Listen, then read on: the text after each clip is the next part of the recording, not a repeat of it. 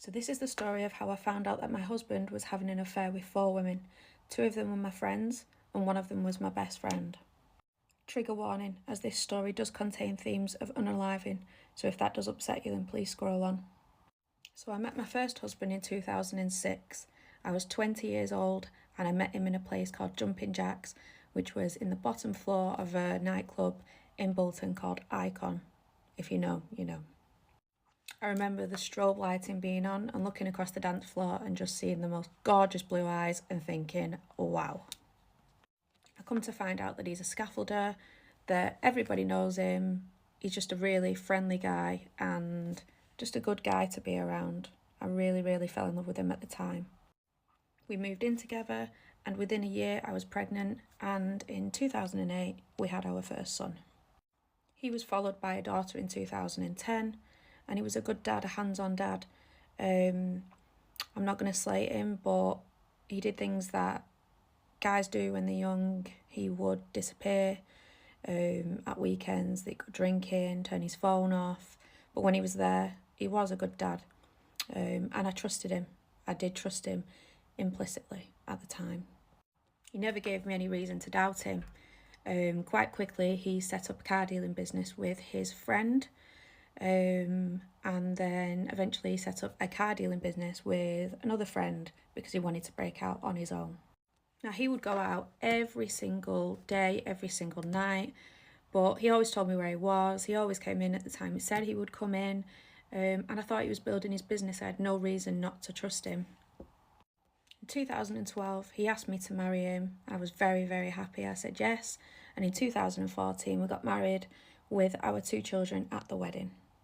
Again, I trusted him. He never gave me any reason not to trust him, apart from an incident maybe in 2015 where, you know, where you're borrowing someone's phone, and I was like, my phone wasn't available at the time, and I said, can I just, I think it was check the weather or something like that, and I was looking at his phone and a message popped up, maybe off of his mum, and I looked at it and I'd said a question as, why did your mum want this, or whatever it was, and he grabbed the phone. He went as white as a sheet and he ran downstairs, and he shut the living room door, and I was banging on the door saying, are you cheating, what's going on? And I think he was probably deleting everything off the phone at that time. He came out and he said it was because he was arranging a surprise for me, and he didn't want me to see. Now, for whatever reason, maybe I had 2 children, we were newly married, I was young and I wanted to believe him. We moved on, and as far as I was concerned, he was trying to build his business. Again, he would come in when he said he would at night, even though he was working every night, maybe till 12, but he said that he was doing paperwork. People still want to come and see cars later on at night after they finish work, and I genuinely believe that he was working for the good of his family. In 2016, he seemed to have gone a little bit more depressed and just wasn't himself, but he had no history of mental health issues, never threatened to do anything. He just seemed a little bit down, and when I asked him why, he said that the business just wasn't doing as well as he thought it would. However, he would catch up. We come to July 2016 and it is my daughter's 6th birthday, so a few days before the birthday we had an argument again about him going out drinking and not being available on the phone at that time, and I was just wondering what was going on, so we had a huge argument about it. On the Friday, it was my daughter's birthday, we argued again and he ended up staying out the night. I thought he was at his friend's. On the Saturday, I'd still not heard from him. I was very annoyed because he'd not seen my daughter on her 6th birthday, and it came to bath time on the Saturday night. His friend messaged me and asked, have you heard from him?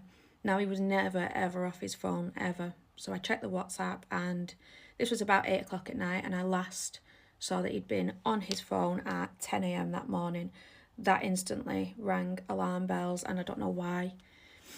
I just felt like he'd done something, and I just knew where he would have done it.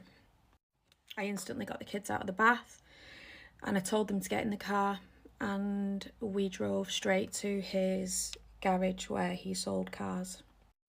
On the way, I called his business partner, and his business partner instantly said, please don't go on your own.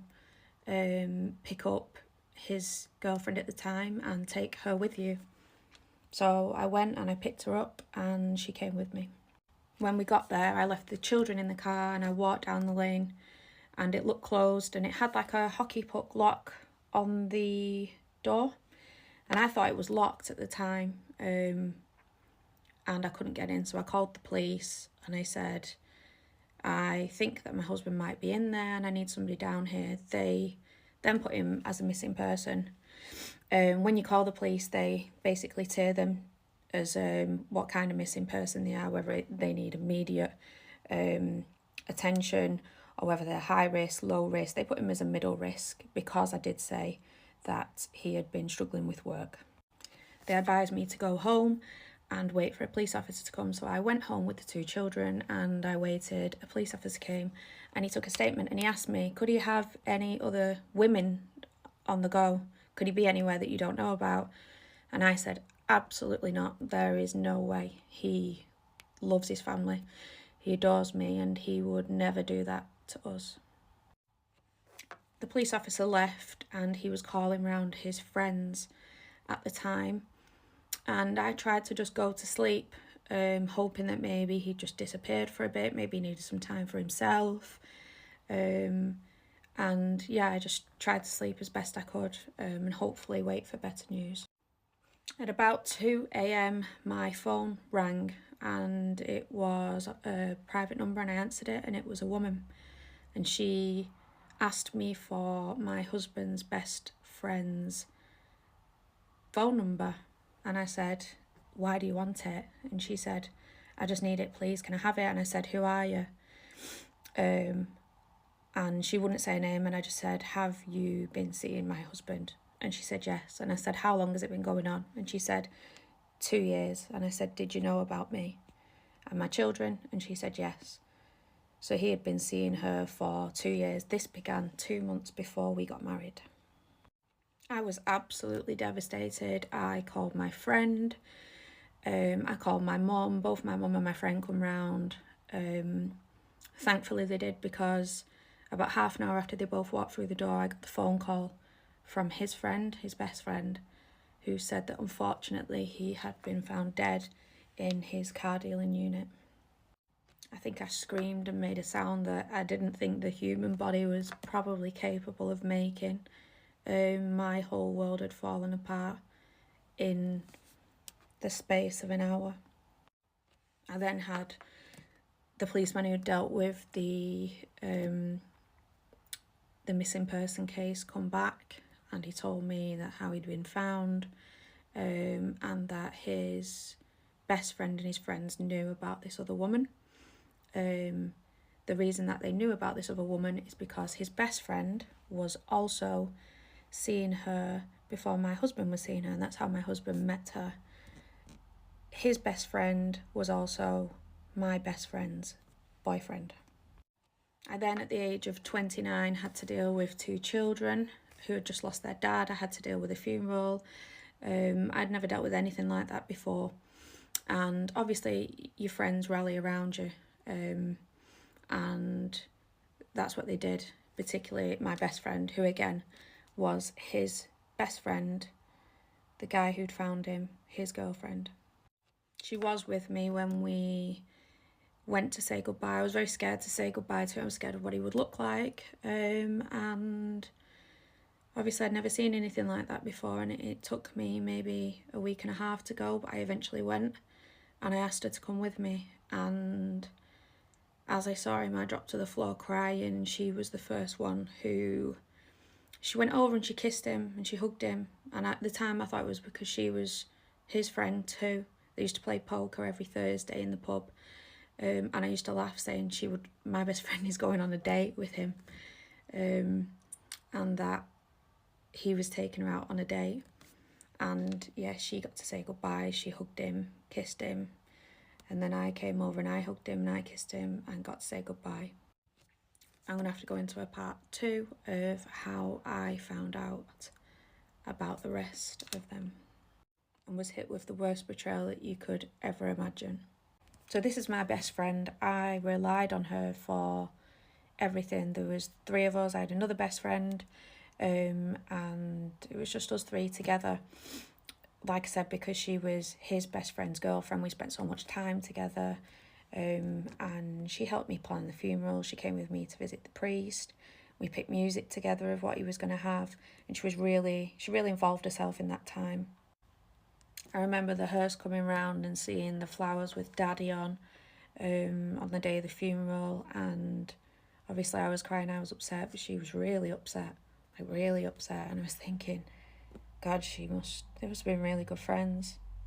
At this point, there are rumours flying around, and I remember the first time that I'd heard this rumour, we'd gone for a few drinks, like trying to take my mind off it, and another friend that I knew said, well, this rumour's going around, and my best friend got so upset. She was really upset, and I remember saying to her, that's absolutely ridiculous.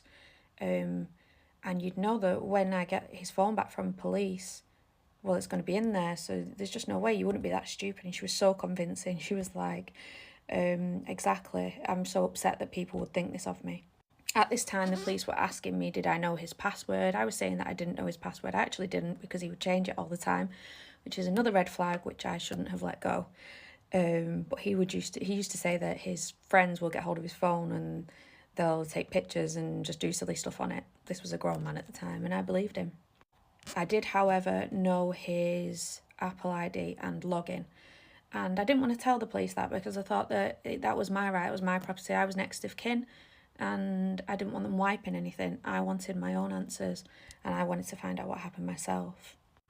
So at this time I had really complicated feelings, because obviously I'd found out he'd been cheating on me, he'd been having an affair for 2 years behind my back, and I had no idea. This woman just lived on the other side of town, and I had no idea about her whatsoever. She knew everything about me and had been stalking me for 2 years, and I had no clue. When I eventually looked at her Instagram, it was exactly the same as mine. It mirrored mine in exactly the same way. She would do things that I would do, such as bake cakes, make pelmets. She'd based her entire personality on me, and I had no idea. I did, however, still give him a lovely funeral and a lovely send-off, and was still very respectful of him at that point, because I did still love him. Obviously, I never got to confront him about what he'd done to me. So it was very, very complicated, mixed feelings for me.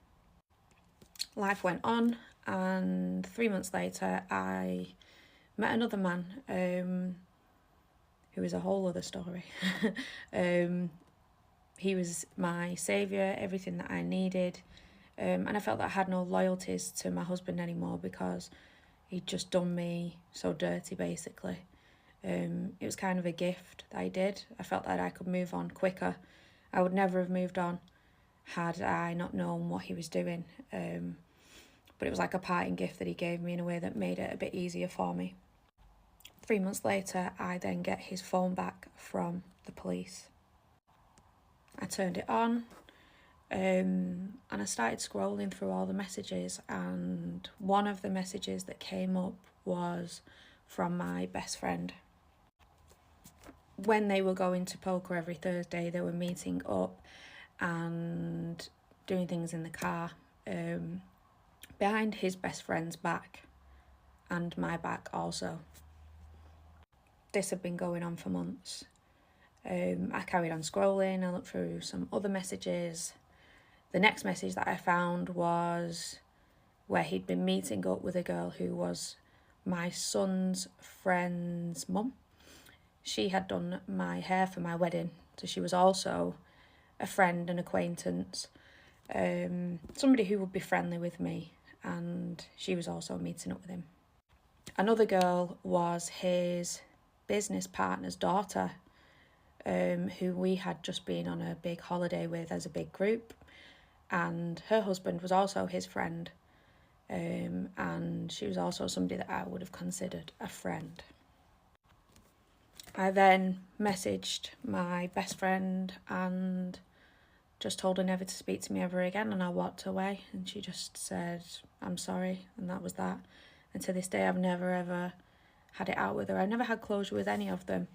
I've never really been able to ask them why they did that, but they have to live with that for the rest of their lives. I would never do that. to another woman, and I think that if you do that behind another woman's back, with a man that you know is married, with a man you know has a family, has children, you are nothing but a scumbag. The betrayal and the pain that I felt was indescribable. But as sad as this is to say, it kind of gave me an out, because I think when people unalive themselves, people around them, especially their family, their friends, they look for somebody to blame. They want to have a reason. Sometimes there is no reason. And people would have blamed me had he not been doing what he was doing. I decided though that I was just going to move on with my life. I had 2 children to think about, and I had to remain dignified. I wasn't going to do anything that I regretted, that was going to harm myself, harm my children. I just wanted to move on with my life, and it took me a long time to forgive him for what he did. I mean, I'm now 8 years down the line, 9 years down the line, nearly 9 years, and it's taken me to now really to start processing everything that I've been through, and grief has no timeline, and people go back for grief counselling years and years later because it doesn't hit them until years later. And like I said, because I met somebody quite quickly, we then got married, we had another child. I didn't really deal with it, and I'm only just dealing with it now. So that's my story. There is a lot more to the story, really, a lot more details that I could and probably will go into at some point. But I just hope that I can help people with this TikTok. It's taken me a long time to speak out about what I went through, and I just want to help other grieving mothers. My children are amazing, and I'd like to speak more on that and how you can help children who have been through the loss of a parent. And if you watch the whole thing, thank you for listening. I do appreciate it.